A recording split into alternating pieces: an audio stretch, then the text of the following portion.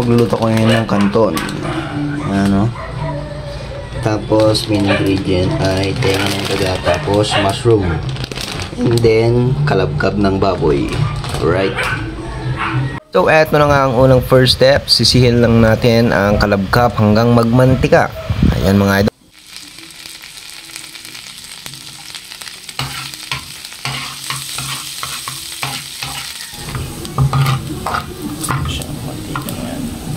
So, ayan, nakita nyo naman, nasisi na siya. May mantika na siya, oh. Unahin naman natin ngayong iprito lang natin konti itong mushroom kasi para maluto na agad. Yan. Susunod naman natin itong tenga ng daga. Siyempre, stir fry lang natin ng konti para medyo maluto na siya. Okay? Tapos yan, magigisa na tayo ng bawang, sibuyas, tsaka yung baboy. Yan po ang dinagdag ko dito mga idol para pamparami ng sahog. Diba? Yun din ang gustong gusto ng mga bata. Alright? Diretso lang tayo sa paggisa.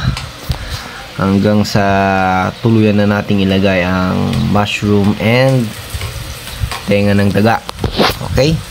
So, ayan, at nilalagyan na natin itong karne. Yan po, mga idol yan. Apoy-apoyin natin yan. And then, lagyan natin ng pamintang wasak. Ayan. And then, ilagay na natin itong tenga ng daga. And then, yung mushroom.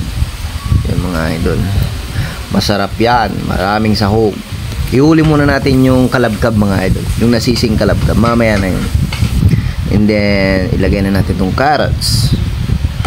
Ayan. Palambutin lang natin ng konti. Okay. And then, mag-a-add rin tayo ng oysterific oyster sauce. Alright. Yan yung magpapalasa sa ating kanton stir fry.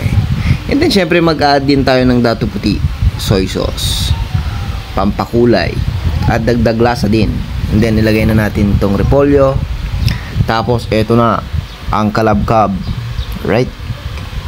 Syempre tanggalin muna natin tong mga sahog kasi hindi na siya kakasya. Papalambutin lang natin yung kanton dito. Yan, lalagyan na natin yung kanton at tatakluban natin yan para lumambot. Damihan nyo lang konti ng tubig mga idol, mas masarap pag may sabaw. Alright, ayan na siya, kumukulo na.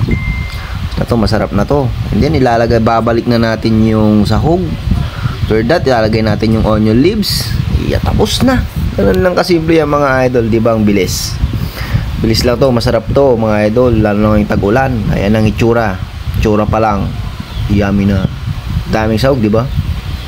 Okay, and then ito na ang finished product. Thanks. Enjoy.